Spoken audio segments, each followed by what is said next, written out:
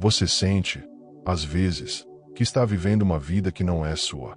Como se cada escolha, cada movimento, cada palavra que sai da sua boca obedecesse a uma coreografia invisível, ditada por forças que você mal consegue nomear. É como se houvesse um roteiro silencioso, escrito muito antes de você chegar aqui, e tudo o que te resta é representar um papel. Sempre querendo agradar, sempre querendo ser aceito, sempre querendo caber. E nessa tentativa incessante de caber, você vai se moldando, se encolhendo, se traindo. A sua mente, que deveria ser o seu templo, transforma-se lentamente numa cela. E o mais doloroso é que nem sempre você percebe isso. Há uma dor oculta que te acompanha, uma sensação sufocante, quase física, de ser manipulado, de ser invalidado, de nunca conseguir simplesmente ser. Como se estivesse sempre devendo algo ao mundo, sempre tentando corresponder a expectativas que não são suas, mas que, de alguma forma, definem quem você acha que precisa ser. Você sorri quando quer chorar. Você concorda quando quer gritar. Você diz sim, quando sua alma inteira implora por um não. E essa obediência silenciosa, esse conformismo disfarçado de virtude, vai se acumulando, até que um dia você acorda e percebe que não sabe mais quem é. No fundo, talvez sem perceber, você deseja desesperadamente se libertar desse estado de marionete emocional. Você quer assumir o controle da sua própria mente, quer vibrar em uma autonomia verdadeira, quer parar de se doar além do que pode, além do que quer, além do que suporta, e começar, finalmente, a ser inteiro, a ser você. Mas há uma grande ilusão que te impede. Uma mentira sofisticada, bem contada, socialmente premiada. A ilusão de que obedecer cegamente às normas, aos costumes, às moralidades impostas, é um sinal de virtude, de bondade, de valor. Nietzsche, em sua obra Além do Bem e do Mal, rasga esse véu com precisão cirúrgica. Ele nos mostra que, ao nos submetermos automaticamente às regras e expectativas da sociedade, não nos tornamos melhores, nos tornamos mais frágeis, mais previsíveis, mais fáceis de controlar. E esse controle, esse poder que parece invisível, que não grita, que não ameaça, mas que te molda e te vigia, é o que Michel Foucault, séculos depois, descreve com tanta clareza. O poder não se exerce apenas pela força, mas pela vigilância constante, pela internalização silenciosa de normas que você nem percebe que está obedecendo. Você não vê as grades, mas elas estão lá.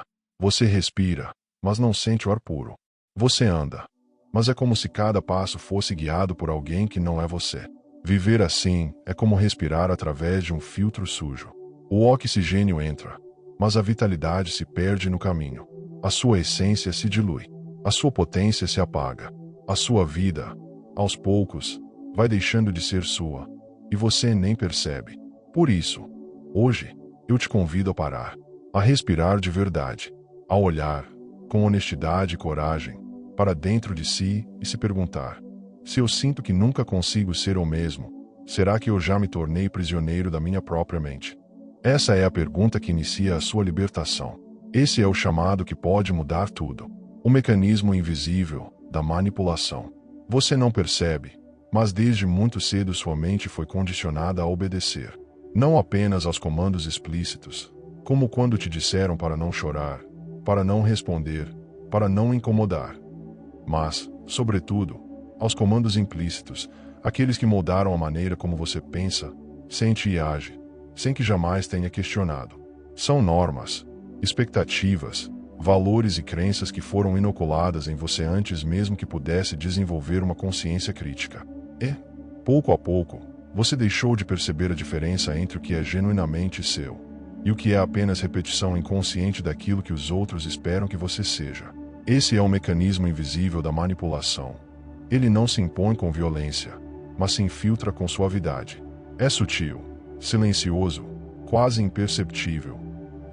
Por isso mesmo, é tão eficaz. Ele te faz acreditar que certas ideias são universais, que certos comportamentos são inquestionáveis, que determinadas emoções são inaceitáveis. Assim, você passa a agir não por liberdade, mas por medo de ser rejeitado, de ser punido, de ser excluído. O controle não se exerce mais de fora para dentro, mas de dentro para fora. você mesmo passa a se vigiar, a se censurar, a se punir. A sociedade, as instituições, a cultura, todas criam sistemas simbólicos que mantêm você preso a uma determinada visão de mundo.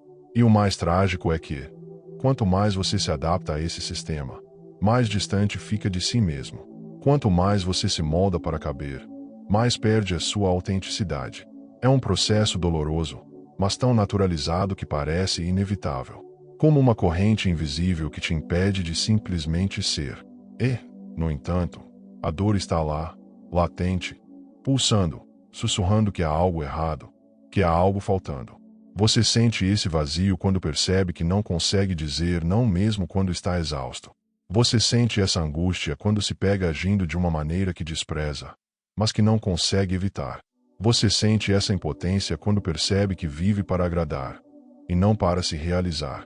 E tudo isso acontece porque, sem perceber, você entregou o controle da sua mente a um sistema que quer que você seja previsível, obediente e funcional, mas não necessariamente feliz, inteiro ou livre. Nietzsche diria que você foi envenenado por uma moral de rebanho, uma ética que valoriza a obediência, a humildade, a renúncia, mas que despreza a potência criadora, a individualidade, a transgressão saudável. E o resultado disso é um sujeito domesticado, um ser humano que renunciou à própria vontade em nome de uma segurança ilusória, mas que, no fundo, carrega um sofrimento silencioso e persistente. Essa é a primeira verdade difícil de aceitar. Você foi condicionado a obedecer, não a ser livre. Mas reconhecer isso é o primeiro passo para mudar. Como você se torna seu próprio carcereiro? O mais doloroso neste processo não é apenas ser manipulado, mas se tornar, sem perceber, o próprio carcereiro da sua alma. Você começa aceitando pequenas regras, pequenas concessões, pequenos silenciamentos. Primeiro, reprime um desejo aqui, depois, abre mão de um limite ali. Mais adiante, anula uma necessidade. Quando se dá conta, já criou dentro de si uma estrutura rígida, punitiva, sufocante, que regula cada aspecto da sua vida. Não é mais preciso que alguém te diga o que fazer. A voz que te controla agora é sua. É a sua mente, moldada pela culpa e pelo medo, que diz que você não pode descansar, que você não merece dizer não, que você precisa sempre ser forte, sempre ser produtivo, sempre ser disponível. É a sua mente que cria as justificativas para continuar se sacrificando, para continuar se anulando, para continuar se violentando, em nome de um amor que nunca chega, de um reconhecimento que nunca basta, de uma aceitação que nunca preenche.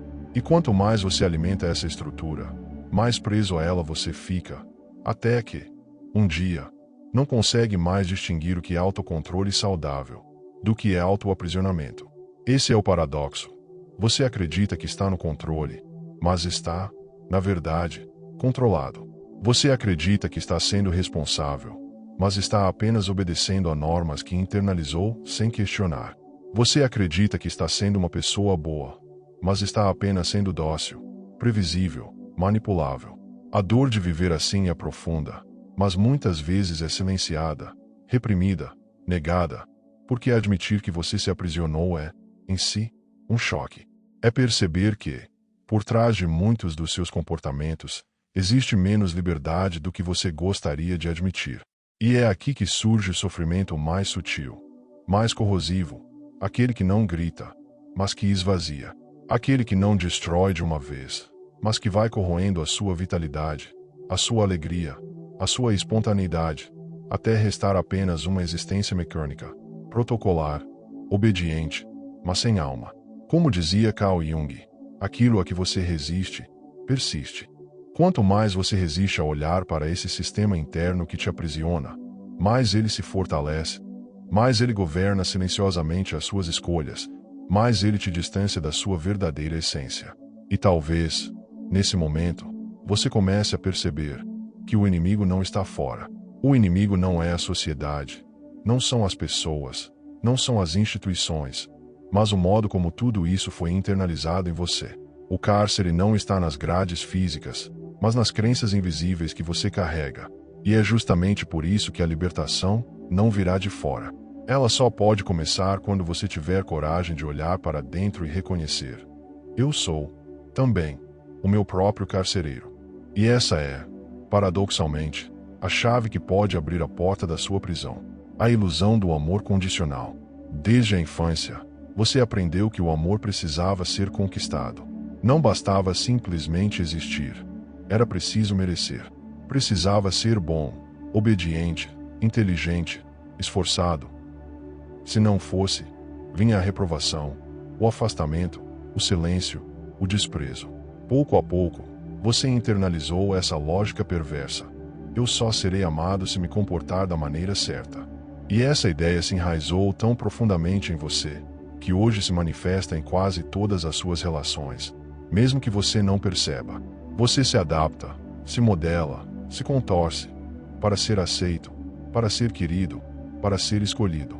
Muitas vezes, abre mão dos seus limites, dos seus valores, dos seus desejos, apenas para manter vínculos frágeis, mas que, ainda assim, parecem indispensáveis. Você aceita menos do que merece, por medo de ficar só. Você tolera o intolerável, por medo de ser rejeitado. Você se doa até se esvaziar, por medo de não ser suficiente. E, assim, a lógica do amor condicional, aquela que um dia foi uma exigência externa, se transforma, hoje, em uma exigência interna. Você passa a se cobrar, a se punir, a se autoabandonar, como se o amor fosse sempre uma moeda de troca, nunca um direito incondicional. Vive à espera de uma validação que nunca chega, ou que, quando chega, parece sempre insuficiente, frágil, efêmera. Esse ciclo é alimentado pela crença de que, para ser amado, você precisa primeiro se anular. Precisa esconder a sua dor, sufocar a sua raiva, silenciar a sua vulnerabilidade, porque aprendeu que demonstrar essas emoções é ser fraco, é ser inadequado, é ser indigno. Mas, ao fazer isso, você não apenas perde a conexão com quem você realmente é, você também se afasta daqueles que poderiam te amar de forma verdadeira, justamente porque a sua presença passa a ser uma representação, não uma expressão autêntica do seu ser. A verdade é dura, mas necessária. Enquanto você acreditar que precisa merecer amor, continuará vivendo relações marcadas pela manipulação, pela dependência emocional, pela insegurança crônica.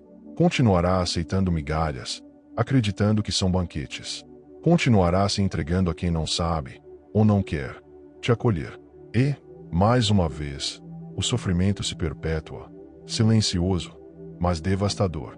O caminho silencioso da libertação. A libertação não começa com um grito, mas com um sussurro. Não é um ato heróico, repentino, cinematográfico, mas um movimento silencioso, interno, íntimo, como uma brisa que começa a soprar depois de anos de estagnação.